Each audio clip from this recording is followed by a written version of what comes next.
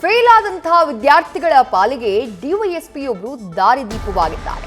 SLC ಪರೀಕ್ಷೆಯಲ್ಲಿ fail ಆದಂತಹ ಮಕ್ಕಳಿಗೆ ಸ್ಪೆಷಲ್ ಕ್ಲಾಸ್ ಅನ್ನ ಮಾಡಿ ಅವರು ಪರೀಕ್ಷೆ ಪಾಸ್ ಮಾಡುವುದಕ್ಕೆ ಸಹಕಾರವನ್ನ ನೀಡಿದ್ದಾರೆ. ಡಿವೈಎಸ್ಪಿ ಎಲ್ವೈ ರಾಜೇಶ್ ಅವರ ಶ್ರಮದಿಂದ ವಿದ್ಯಾರ್ಥಿಗಳು ಪರೀಕ್ಷೆಯಲ್ಲಿ ಪಾಸ್ ಆಗಿದ್ದಾರೆ. ರೀ ಎಕ್ಸಾಮ್ನಲ್ಲಿ 6 ವಿಷಯದಲ್ಲಿ ಫೇಲ್ ಆಗಿದ್ದಂತಹ ವಿದ್ಯಾರ್ಥಿಗಳು ಕೂಡ ಪಾಸ್ ಆಗಿದ್ದಾರೆ. ಲೋಕಾಯುಕ್ತ ಡಿವೈಎಸ್ಪಿ ಆಗಿರುವಂತಹ ಎಲ್ವೈ ರಾಜೇಶ್ ಅವರ ಕಾರ್ಯ ಫಲಶ್ರುತಿಯನ್ನ ಕಂಡಿದೆ. ರೀ ಎಕ್ಸಾಮ್ನಲ್ಲಿ 178 ವಿದ್ಯಾರ್ಥಿಗಳ ಪೈಕಿ 103 ವಿದ್ಯಾರ್ಥಿಗಳು ಪಾಸ್ ಆಗಿದ್ದಾರೆ.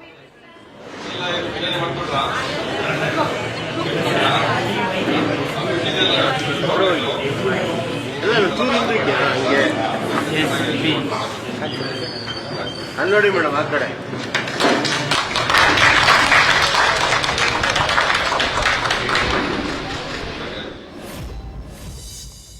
ಇಲ್ಲ, ಇದು ಮನಸ್ಸಿಗೆ ತುಂಬಾ ಖುಷಿ ಕೊಡುವಂತ ವಿಚಾರ. ಎಷ್ಟೋ ಕ್ರೈಮ್ ಕೇಸ್ ಪತ್ತೆ ಮಾಡಿರ್ತೀವಿ, ಆದ್ರೆ ಮಗು ಲೈಫಲ್ಲಿ 1 ವರ್ಷ ನಾವು ಉಳಿಸ್ಕೊಡೋದ್ರ ಜೊತೆಗೆ ಗೊತ್ತಿಲ್ಲ ನಾಳೆ ಆ ಮಗು ಆ 1 ವರ್ಷದಲ್ಲಿ ಏನ್ ಆಗ್ತಾ ಇದ್ದ ಅಂತ. ಯಾಕಂದ್ರೆ ಆತರ ಸುಮಾರು ಕೇಸಸ್ ನಾವು ಕಂಡಿದ್ವಿ ಸ್ಟೇಷನ್ ಅಲ್ಲಿ.